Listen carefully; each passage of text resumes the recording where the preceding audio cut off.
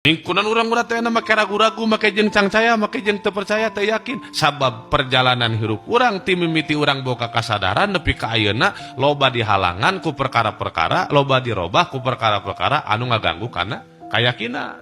Kade maneh lamun teu digawe moal boga duit. Jadi keyakinan tuluy. Padahal geus sedang tukeun di dieu teh. Kade hirup maneh bisa susah, sieun teh susah teh. Kade hirup maneh kudu senang, udagana senang teh.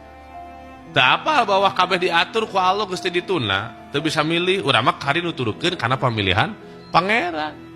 Aduh, ulah kaluar tina jalur anu geus dititah ku Gusti. Gusti nyieun jalur, urang kari maju.